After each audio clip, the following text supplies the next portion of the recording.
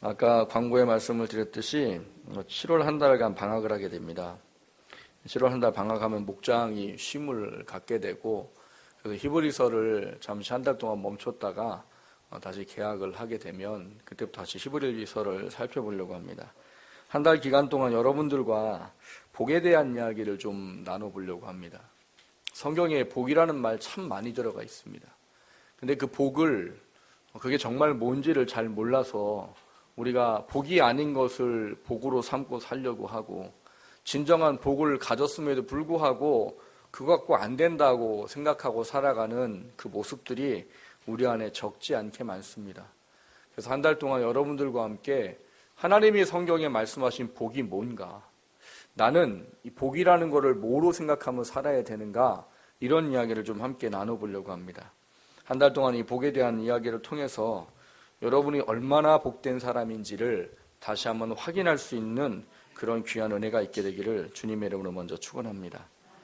첫 번째 나누려고 하는 것은 축복과 저주 무엇을 위함입니까 하는 겁니다. 성경을 우리가 읽으면서 복을 굉장히 많이 접하지요. 성도님들은 어떠세요? 이 복이라는 단어를 마주칠 때마다 어떤 생각과 어떤 기대를 하십니까? 예전에 제가 어떤 세미나에 갔어요. 그 강남에 있는 모 교회 분들이 그런 이야기를 하시더랍니다. 그분들이 모여서 이제 뭐 이렇게 구역 모임 이런 거를 갔는데 한 분이 그러더라는 거예요. 나 이번에 58평으로 옮겼어. 뭐 이번에 나 뭐 샀어. 이런 이야기들이 목장 시간 내내 있더라는 거예요. 문제는 그 이야기를 하면서 아우 복 받았네 이러면서 다 이렇게 박수 쳐주고 막 그러더라는 거예요. 물론 성경은 그것도 복의 하나의 모습이라 우리 이야기합니다. 그것도 우리가 하나님께 받아 누려야 할 사실 복의 하나의 모습이긴 해요. 근데 그거는 복의 하나의 모습이지 우리가 추구하는 복이 아니라는 거예요. 우리가 추구하는 복은 여러분 세상에서 말하는 보이는 것에 있는 것이 아니기 때문입니다. 진정한 복이 무엇인지를 모르면 우리는 성경에 있는 이 축복과 저주에 대한 이야기도 오해하며 살 수밖에 없습니다.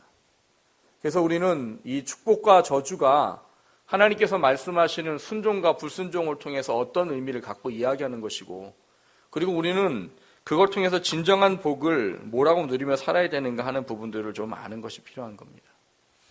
이 성경에는 그런 별칭이 붙어있는 장들이 많아요. 여러분들이 잘 알고 있는 장 혹시 뭐 있습니까? 히브리서 11장 하면 뭐라고 떠오르세요? 네, 믿음장 이렇게 알고 계시죠? 로마서 8장은 뭐라고 말하나요?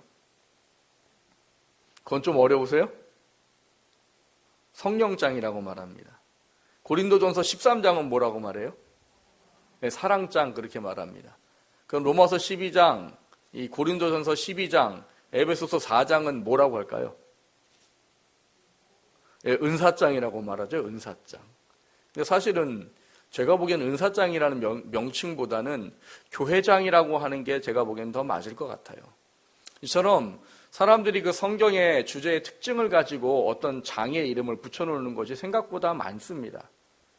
저희가 주일 저녁에 맥성경을 하고 있는데, 맥성경을 이렇게 하면 이 장제목이라는 거를 알게 돼요. 장제목. 1장부터 뭐 지금 우리가 역대 상을 하고 있는데 1장부터 몇 장까지죠? 20? 맥성경 하는 분 빨리 대답하세요. 29장까지 있죠? 29장까지. 그 장제목이 있단 말이에요. 맥성경이 이제 다음 주면 마칠 것 같아요, 아마. 그래서 맥성경을 아마 그 다음 주에 제가 시연을 한번 해보려고요. 여러분들이 맥성경이 뭔지를 몰라가지고 귀한 시간에 안 나와서 집에서 TV 보시는 것 같아요, 보니까. 그래서 맥성경이 뭔가 보면 아마 이제 놀라실 거예요. 저런 권사님들이 저렇게 다 저걸 암기하시다니. 암기하려고 암기하는 게 아니라 그냥 됩니다. 라고 말하면 또 와서 그러겠죠. 아니던데요, 목사님. 이럴지도 모르겠지만 오셔서 계속 하다 보면 그게 머릿속에 들어와집니다. 그래서 거기에 보면은요, 저축장이라는 게 있어요. 저축장. 그럼 저축장은 뭘까요? 뭐 사랑장, 은사장, 뭐 이런 성령장 이런 게. 그럼 저축장은 뭘까요? 배우신 분은 저렇게 대답하시는 거예요. 저축장이 저주와 축복을 줄여서 저축장이라고 말해요. 그러니까 저주와 축복에 대한 이야기와 항상 함께 곁들여 나오는 얘기가 뭔가 하면 순종과 불순종입니다. 그러니까 순종과 불순종이 축복과 저주라는 것과 연계되어져 나와요. 그래서 그거를 우리가 저축장 이렇게 말합니다. 신명기 11장하고 신명기 28장이 저축장이에요. 11장은 작은 저축장, 28장은 큰 저축장 이렇게 말합니다.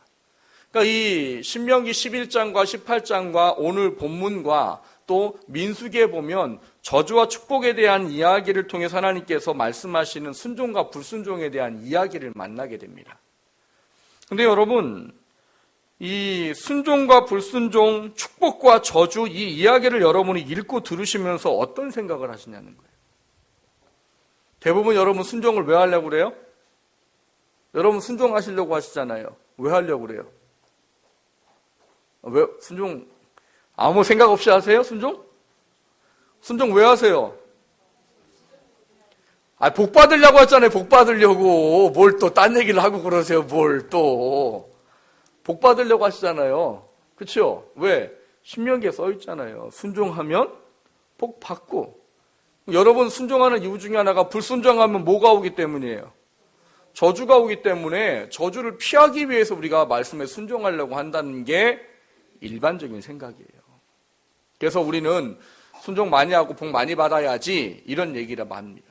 그럼 순종하고 복을 많이 받아야지라고 말할 때에 이 순종에 대한 거는 뭐를 얻겠다는 이야기예요? 그 복은 뭐예요, 그러면?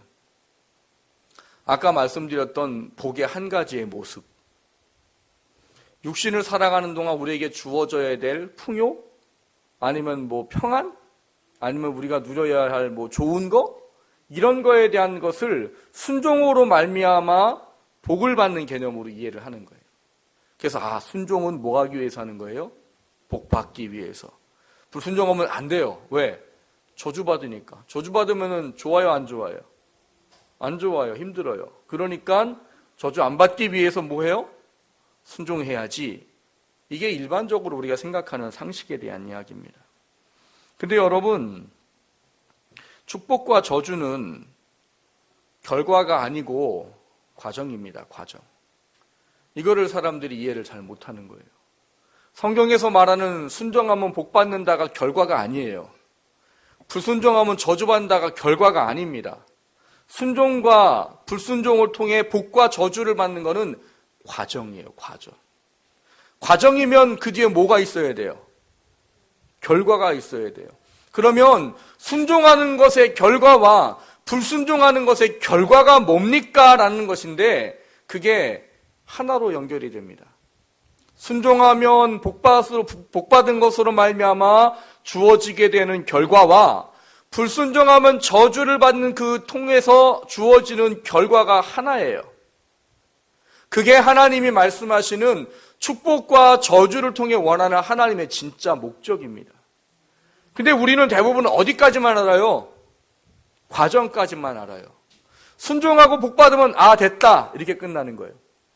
불순종하면 저주받는데 이러면 안 되지 라고까지만 알아요. 그러니까 정작 중요한 목적까지는 이루지 못하더라는 겁니다. 그럼 여러분 이 목적이 뭐예요? 순종하면 복받고 뭔가가 주어지고요. 불순종하면 저주를 받아서 뭔가가 주어지는데 그럼 이게 뭐냐는 거예요, 이게. 여러분은 도대체 이 축복장, 저주장이라고 말하는 성경을 읽으면서 도대체 뭐를 생각하시면서 복과 저주를 보셨냐는 거예요. 그거를 모르기 때문에 많은 사람들이 지금 복을 누리며 살고 있는데 그걸 복으로 여기지 않아요. 그리고 그거보다 다른 복을 더 달라고 이야기하는 경우들이 요즘 우리가 살아가는 시대예요. 그럼 과연 여기서 말하는 축복과 저주의 중심에는 뭐가 있는가 하는 겁니다. 그것은 다른 게 아니라 주제가 목적이 하나예요. 하나님을 알고 하나님 안에 사는 겁니다. 왜 그렇게 말하느냐 하면 여러분 이거 자체가 목적이 되어버리면은요 어떤 일이 벌어져야 합니까? 성경이 거기서 끝나야 되는 거예요. 순종하고 복 받는 게 목적이었다 그러면 끝! 더 이상 없어야 돼요. 무슨 이야기가 성경에. 불순종하고 저주받았어요. 그게 목적이에요. 그러면 끝! 그 이후로 이야기가 없어야 된단 말이에요.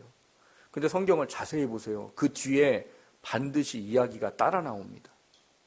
복 받았는데 뒤에 뭔 이야기가 따라와요. 저주 받았는데 그 뒤에 뭐가 따라와요. 뭐가 따라와요?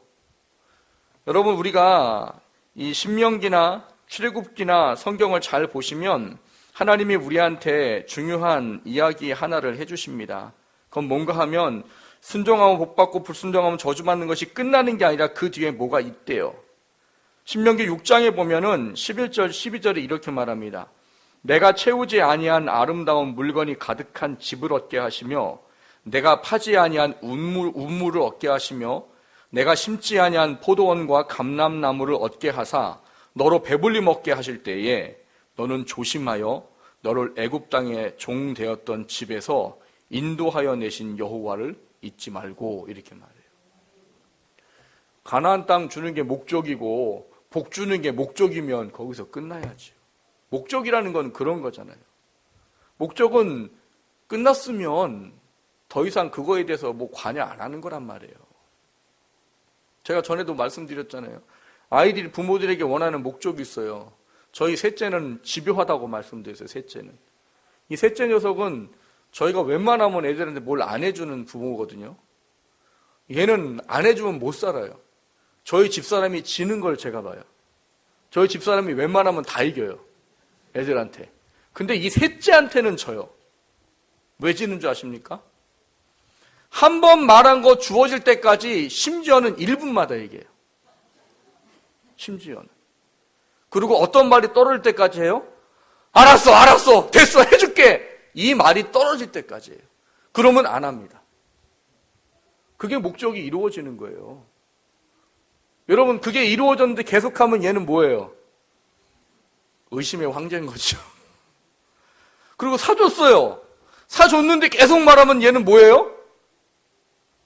병원 가봐야 되네. 병원을 가보든지 아니면 이놈의 마음속에 뭐가 또 다른 게 있든지. 목적이 얻어지면 여러분 그거 가지고 뭐 하지 않아요. 여러분이 어떤 목표를 뒀어요. 내가 이번에 시험에 이번에 어떤 점수를 받는 거. 그래서 그 점수를 받았어요. 근데도 그거 보겠다고 계속 공부해요? 그럼 병원에 가보셔야 돼요. 빨리. 목적은 이루어지면 끝인 거예요. 만약에 순종하고 복받았어요. 가나안 땅 들어가는 게 목적이에요. 그럼 하나님이 끝! 없어야 되는 거예요. 근데 하나님 뒤에다 토를 달아놓으셨어요. 뭐라고? 야, 내가 이런 거 너에게 줄 때 너 나를 잊어버리면 안 돼. 그리고 만약에 너가 나를 잃어버리고 우상을 섬겨? 그러면 가나안 땅의 민족을 가나안 땅에 토했던 것처럼 너도 토하여 내칠 거야. 그러면 그게 목적이라는 거예요? 아니에요. 가나안 땅이 목적이에요? 아니에요. 복을 주는 게 목적이에요? 아니에요. 목적은 하나님을 잊어버리지 말라는 거예요. 반대로 저주도 마찬가지예요. 저주를 왜 받아요? 하나님 말씀에 순종하지 아니하고 회개하라고 해도 회개 안 하니까 하나님이 저주대로 해주셔요. 그러면 그게 목적이면 어떻게 해야 돼요? 저주 받았으면 끝나야지요. 오라 요놈들 잘됐다. 고봐. 내가 그렇게 경고했는데 안 듣더니 꼴 좋다. 이러고 끝나야죠. 하나님이. 근데 하나님 뭐라고 말씀하세요? 저주받은 그들에게 회개해라. 돌이켜라. 돌아와라. 그러면 내가 회복시켜주마. 그 이야기가 저주의 이야기 끝에 항상 붙어온단 말이에요. 그럼 저주가 목적이에요? 저주는 목적이 아닙니다. 과정이에요. 하나님이라는 분께 다시 돌아오고 깨달아 알고 하나님의 자녀로 살 수 있도록 하기 위한 목적으로 그 과정 가운데 저주를 주는 것이지 저주 자체가 목적이 아니에요. 근데 사람들이 하나님을 아는 것이 목적인데 그거를 몰라버리고 저주와 축복에 대한 이야기에만 멈춰버리니까 정작 중요한 하나님은 온데간데 없어지고 저주 안 받으려고 축복 받으려고 그것에 전전긍긍 살아가는 인생이 되고 마더라는 거예요. 여러분, 이걸 모르기 때문에 오늘 시대에도 수많은 사람들이 하나님의 참된 은혜를 못 누리고 삽니다. 예수 안에 누리는 그 값지고 복된 영적인 삶에 대한 것이 내게 감사한 것으로 여겨지지 않고 그것만 가지고는 안 되고 나는 다른 더 무엇이 더 필요하다라고 그것에 내 마음이 맞춰져 버려서 어느 순간 돌아보니까 그 은혜와 사랑이 온데간데 없어져 버리더라는 거예요. 여러분, 왜 예수를 믿으십니까? 왜 순종하려고 하세요? 여러분의 한계가 복받고 저주 피하고 거기에만 멈춰져 있지 않은가 돌아보실 수 있어야 합니다. 하나님은 그게 목적이 아니에요.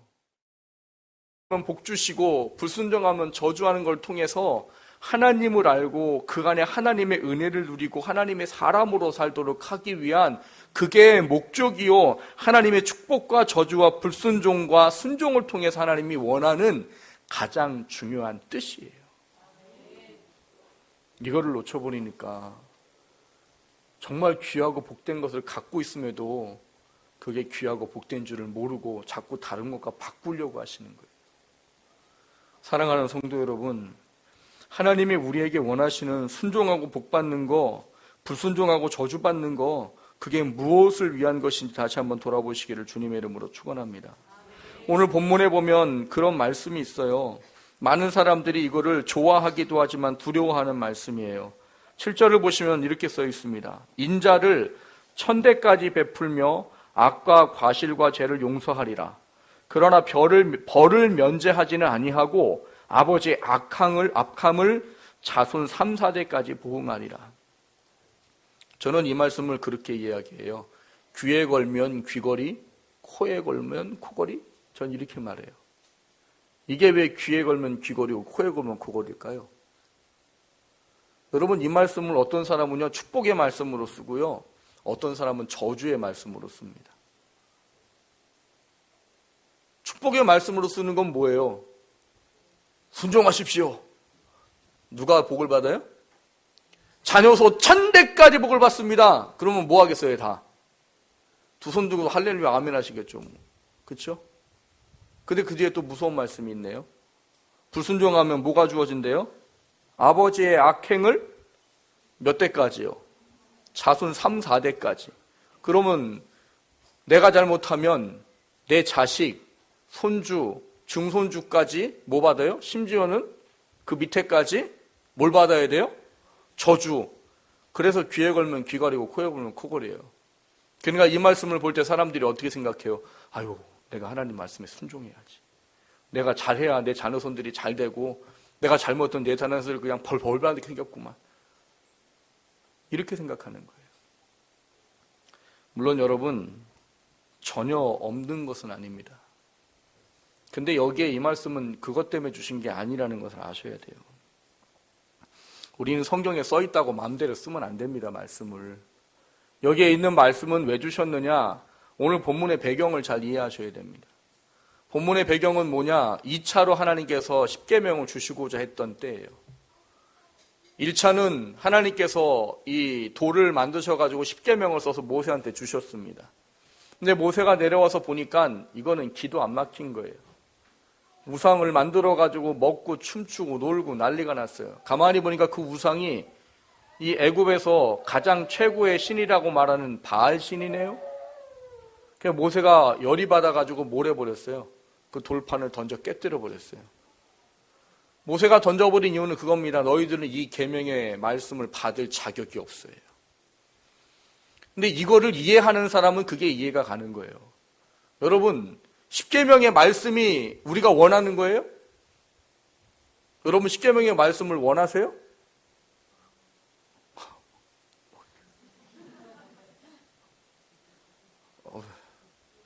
왜요? 십계명 말씀대로 지키는 것조차도 힘듭니다, 우리. 살인하지 말래요. 아유, 나 살인 안 하는데요. 마태복음에 6장, 7장 넘어가면 예수님 뭐라고 하세요? 미워하는 자마다 살인하는 자니. 간음하지 말래요. 아이고, 제가 무슨 간음을 해요. 마태복음 7장에 왔더니 예수님 뭐라고 하세요? 마음에 음심을 품는 것이 간음한 것이니라고 말해요. 쉬워요? 어려워요. 십계명을 좋아라 하는 사람은 그게 정말 뭔지를 아는 사람 이외에는 그거 좋아하지 않습니다. 모세가 왜 집어던졌을까요? 그거는 하나님과의 언약의 약속의 말씀이에요. 그거 별로 좋지 않죠. 어려워요. 힘들어요. 그러나 그거를 깨닫고 지킬 줄 아는 자는 하나님의 자녀예요. 하나님의 자녀는 지옥의 형벌로부터 하나님의 은혜의 자리에 나아올 수 있는 길을 얻게 되는 사람들입니다. 그래서 모세는 너희들은 받을 자격이 없다고 깨뜨려버린 거예요. 사람들은 원하지 않는데. 근데 하나님이 회개하는 돌이키는 이스라엘 백성을 보시면서 모세한테 다시 말씀하신 거예요. 야, 너가 깨뜨린 거 돌판 2개 깎아 갖고 와. 깎아서 갖고 올라갔어요. 그리고 하나님께서 돌판에 다시 십계명 주시면서 하신 말씀이 오는 말씀이에요. 오늘 말씀에 뭐라고 말하시느냐 하면 하나님께서 그렇게 말씀을 하시는 거예요. 6절 보시면 여호와께서 그의 앞으로 지나시며 선포하시되 여호와라 여호와라 자비롭고 은혜롭고 노하기를 더디하고 인자와 진실이 많은 하나님이라. 이 말을 왜 해요 지금? 내가 너희들을 애굽으로부터 그렇게 건져냈는데 너희들이 우상을 섬기고 지금 해? 원래는 다 죽어야 돼요. 근데 아니야, 나는 너희들을 사랑해. 그래서 자비와 긍휼과 인자가 한과 끝이 없이 내가 너희들을 품을 것이야 라고 말하시는 거예요. 그리고 말씀하신 게 7절이에요. 인자를 1000대까지 베풀 것이야. 악행에 대해서는 3, 4대까지 봉응할 것이야. 이게 뭘 의미하는 걸까요, 여러분? 하나님은 사랑의 하나님이시지만 공의의 하나님이야 라는 것을 깨닫게 하는 거예요. 근데 이 사랑과 공의를 어떻게 비교했느냐? 은혜는 몇 대까지요? 1000대까지. 보응은 3, 4대까지 비교가 돼요? 그 은혜와 자비의 하나님을 비교해 보이기 위해서 써준 말씀이지, 야, 너 잘하면 1000대까지 은혜 받을 거고 너 못하면 네 3, 4대는 벌 받을 거야, 조심해! 그 얘기가 아니란 말이에요. 근데 영적이라고 말하는 사람들이 이 말을 그렇게 써요. 자꾸 순종해야 돼요. 당신 순종 안 하면 당신 자녀들이 3, 4대 벌 받아. 이게 영적인 줄 알아요? 영적인 게 아니에요. 그건 무당들이 하는 짓이죠. 무당들이 하는 짓이에요. 당신 잘못하니까 당신 자녀들이 그런 거야. 하나님은 그런 분이 아니세요. 그러면 역대기와 열왕기가 없어져야 됩니다. 왜냐하면 순종하는 왕 아들 밑에 불순종하는 사람 복 받아야죠. 그러면. 근데 벌 받아요. 불순종하는 왕 밑에 순종하는 아들이 있으면 그럼 벌 받아야죠. 근데 복 받아요. 뭐요? 자기가 행한 것대로. 여기서 말씀한 건 그거예요. 너가 나와의 관계되는 이 10계명의 말씀이 무엇인지를 너가 네 안에 받아들이고 온전하게 될 때 너에게는 은혜가 임할 것이야. 나는 것을 가르쳐주기 위한 비교지, 이렇게 하면 복받고 이렇게 하면 저주받는다는 이야기가 아니란 말이에요. 사랑하는 성도 여러분, 성경을 좀 깊이 다시 보십시오. 과연 순종하고 복받는 게 목적인지, 불순종하고 저주 피하는 게 목적인지, 그거는 목적이 아니에요, 여러분. 과정이에요, 과정. 내가 믿는 하나님을 알고 내가 하나님의 거룩한 백성, 하나님의 자녀로 살아가도록 하기 위한 과정이지, 그건 목적이 아니에요. 목적이 아닌 과정을 목적으로 삼으니까 문제가 된단 말이에요. 여러분, 뭐가 불순종이고 뭐가 순종이고 뭐가 축복이고 뭐가 저주인지 다시 한번 돌아보시기를 주님의 이름으로 축원합니다. 두 번째 나누고자 하는 것은 참된 복을 누리는 삶은 뭡니까 하는 거예요.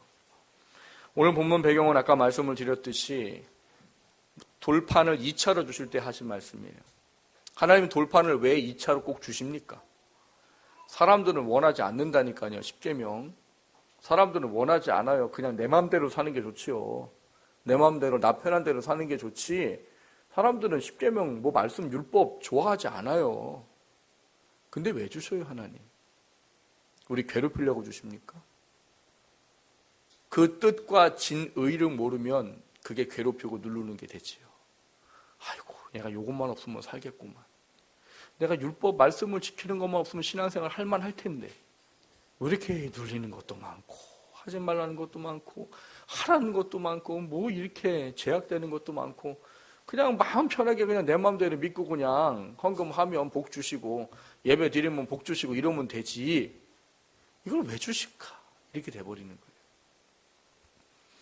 아까 말씀드렸듯이 여러분 모세가 돌판을 깨뜨리는 이유가 우리가 알아야 될 복을 누리는 삶입니다. 여러분 로마서에는 뭐라고 말합니까? 율법이 없었다면 죄가 죄인지 알지 못하였으리라 이렇게 말해요.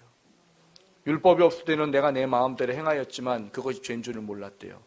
근데 율법이 주어지면서부터는 그게 죄라는 걸 알고 거기로부터 나를 지킬 수 있게 되더라는 겁니다. 여러분 예수님 믿기 전과 예수님 믿기 후에 여러분 삶이 변화된 게 있을 거예요.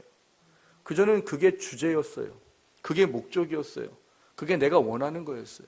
근데 예수님 믿고 구원의 은혜를 입고 말씀이 깨달아지고 난 다음부터는 이 가치관이 바뀌어져 가요. 그게 복이에요. 그거를 잘 설명해 주는 이야기가 시편 119편에 있습니다. 시편 119편은 주제가 말씀입니다. 저희 이제 심야 기간 때 지금 시편 119편을 살펴보고 있는데 시편 119편에 보면 어떤 이야기가 나와요? 말씀이 뭔지에 대한 이야기예요. 말씀이 뭔지. 근데 이 말씀이 뭔지에 대한 이야기가 참 신기한 거는요. 성경 신구약을 통틀어서 딱 중간에 있습니다. 119편이. 그리고 굉장히 많은 장이 있어요. 근데 그것이 주제가 전부 다 말씀이에요. 성경 해석가들이 그렇게 말합니다. 뭐라고 말해요? 말씀이 얼마나 중요한지를 깨닫도록 하기 위해 하나님께서 이런 배려까지 하셨습니다라고 이해하는 거예요. 근데 거기에 65편 72절에는 어떤 말이 있는가 하면 이런 말이 있습니다. 고난당하기 전에는 내가 그릇 행하였더니 이제는 주의 말씀을 지키나이다. 고난당한 것이 내게 유익이라. 이로 말미암아 내가 주의 율례들을 배우게 되었나이다. 이렇게 말해요. 우리는 고난 좋아하지 않아요. 고난 좋아하는 사람이 어디 있습니까? 근데 이 사람은 좀 정신이 나갔나 봐요. 고난당하는 자기한테 뭐래요? 아유, 내게 유익이래요. 고난당하는 게 내게 유익이래요. 왜 유익이래요? 고난 자체가 유익이란 얘기예요? 그럼 병원 가야 되는 거예요. 고난 자체가 유익이고 고난이 좋다고 여겨지면 병원 가야 되는 거예요. 근데 이 사람이 그걸 유익이라고 여기는 이유가 뭐래요? 내가 그걸 통해서 뭘 알아요? 주의 율례를 배우게 되었나이다. 고난 때문에 힘들고 어려우니까 하나님 앞에 나아가고 말씀을 보다 보니까 내가 잘못 살고 있던 게 발견되더라는 거예요. 그러니까 하나님 앞에 회개하고 돌이켜 하나님의 자리에 돌아왔더니 하나님이 회복시켜주고 다시 하나님의 자녀로 살 수 있게 해주시더래요. 그래서 내가 그것이 복이라고 여긴다는 거예요. 그게 내게 유익이라고 여긴다는 거예요. 고난 당하기 전에는 몰랐어요. 내 마음대로 살았거든요. 하고 싶은 대로 살았고 잘 살았어요. 그게 잘 사는 줄 알았어요. 근데 고난 당하면서 내가 왜 이런 일을 겪지? 아이고 하나님 내가 왜 이럽니까? 아이고 말씀 봐야지 하고 보다 보니까 내가 잘못 살고 있더라는 거예요. 그리고 깨닫고 돌이켰더래요. 그래서 내가 하나님의 자녀로 다시 섰더래요. 그래서 이 72절에 이런 말이 되어 있습니다. 주의 입의 법이 내게는 천천 금은보다 좋은 이기다. 그렇게 결론을 내려요. 여러분 이 사람이 왜 그릇 행했어요? 천천 금은이 좋아서 그릇 행했던 거예요. 천천 금은이 좋다고 살다 보면 하나님은 뒤로 갑니다. 그래서 하나님 뭐라고 말해요? 돈을 사랑하는 것이 일만 악의 뿌리라고 말해요. 돈 자체가 나쁜 거예요? 돈 자체는 나쁜 게 아니에요. 쉽게 표현하면 그런 거예요, 여러분. 지금 수많은 사람들이 선교에 나가 있습니다. 그분들이 돈 없이 선교할 수 있겠어요? 죄송하지만 못합니다. 선교 나가서 해야 되는 게 뭔데요? 퍼줘야 되는 거예요. 가난한 나라, 어려운 나라 가서 그 사람들을 구제해주고 공부시켜주고 그 사람들 복음을 받아들이기 위해서 관계 맺기 위해서 퍼주는 게 선교사들이 하는 일이에요. 근데 선교사들이 돈이 어디 있어요? 복음 전하는 거, 그 일을 하는 것만 바쁜데 거기서 일을 해요? 일 못해요. 그럼 어떻게 선교해요? 우리나라 전 세계에 있는 교회들이 후원을 해주기 때문이에요. 그거 가지고 선교하는 거예요. 돈이 나빠요? 돈 좋아요. 그렇게 하나님의 영광의 복음을 위해 쓰이면 돈 좋은 거예요. 근데 왜 하나님은 일만 악의 뿌리라고 말해요? 전제가 붙어 있기 때문이에요. 돈을 뭐 하는 것이? 사랑하는 것이. 돈은 내가 써야 되는 건데 돈을 사랑하는 거예요. 돈을 사랑하니까 그게 일만하게 뿌리가 돼요. 돈을 사랑하면 하나님은 빠이빠이가 돼버리더라는 거예요. 물론 예배는 드릴지 몰라요. 근데 내 안에 하나님의 은혜는 없단 말이에요. 하나님이 누구신지 내가 잘 모르고 살아간단 말이에요. 그냥 내가 살아가는 게 잘 사는 줄 안단 말이에요. 오늘 우리가 성경에서 보는 것 또한 마찬가지입니다. 하나님은 우리가 하나님의 말씀에 순종하고 살아가는 것이 결과적으로 우리에게 하나님이 누구신지를 깨달아 알도록 하기 위함이라고 말씀하시는 그것이 우리가 복을 누리는 삶이라는 거예요. 그걸 위해서 우리에게 필요한 게 베레아 사람들 같은 삶의 모습입니다. 말씀이 그런지 그리 아니한지 그거를 날마다 상고하고 묵상하고 돌아보고 그게 내게 맞는지 아닌지를 돌아보는 삶을 사는 게 우리의 삶이에요. 그럴 때 여러분, 모세가 두 돌판을 던져 깨뜨린 게 그게 얼마나 두렵고 무서운 일인지를 알게 되는 거예요. 그걸 던져 깨뜨린 게 무서운 게 아니에요. 그걸 받을 만한 자격이 없기 때문에 깨졌다는 게 무서운 거예요.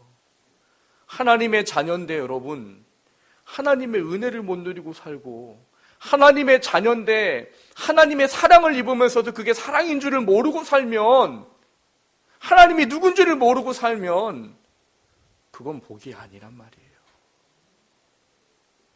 사랑하는 성도 여러분, 참된 복을 누리는 건 하나님의 말씀 안에 들어가 서 있는 겁니다. 그건 물론 어렵습니다. 저도 어려워요. 그 말씀 지키는 거 절대로 한 번도 쉽다라고 생각해 본 적 없어요. 오죽하면 사도 바울 같은 사람도 그렇게 말해요. 내가 원하는 바 선을 행치 아니하고 원치 아니한 바 도로 악을 행하는도다. 내 안에 두 가지 법이 있어야 하나의 법이 나를 육체 아래로 사로잡아가는 것을 보는도다. 오호라! 나는 곤고한 존재로다. 누가 나를 여기서 건져내 주랴. 그렇게 믿음의 사람은 사도 바울도 그렇게 어렵다고 여기는 게 말씀대로 사는 거예요. 그 사도 바울이 뭐라고 합니까? 나를 날마다 쳐서 말씀에 복종시킨다고 해요. 그 단어가 어떤 단어인 줄 아세요? 주먹으로 눈 밑을 치다 이런 단어예요. 그게 권투용어라고 합니다. 헬라어 시대에. 눈 밑이 제일 약하대요, 사람이. 그래서 여기를 맞으면 사람들이 기절한답니다. 그러니까 그거예요. 날마다 자기의 가장 약한 부분을 때리듯이 말씀에 나를 쳐서 복종시킨대요. 그래야 그 일을 할 수 있으니까. 여러분, 성령의 사람 사도 바울도 그러셨어요. 하물며 우리는 어떻게 해야 되겠냐는 거예요. 여러분, 하나님을 믿고 아는 게 복입니다. 세상의 것 못 누려도 그거를 아는 게 복이라는 거를 아셔야 돼요. 그러면 하나님이 나머지도 주세요. 죄송하지만 하나님 아는 게 잘 되면 나머지는 더 해주신대요. 그게 우리의 삶이에요. 근데 이거 더 해주는 것 없겠다고 하나님 잃어버리고 살면 이것도 없고 저것도 없어요. 이건 있는 거 좋은 게 아니란 말이에요. 여러분, 성경을 통해서 복이 뭔지 다시 한번 돌아보시기를 주님의 이름으로 축원합니다. 잘 먹고 잘 사는 게 복이 아니에요. 하나님의 사람으로 살아가는 게 복이죠. 하나님의 사람으로 살아가는 게 복이에요. 그것이 우리에게 복을 누려지게 되기를 주님의 이름으로 축원합니다.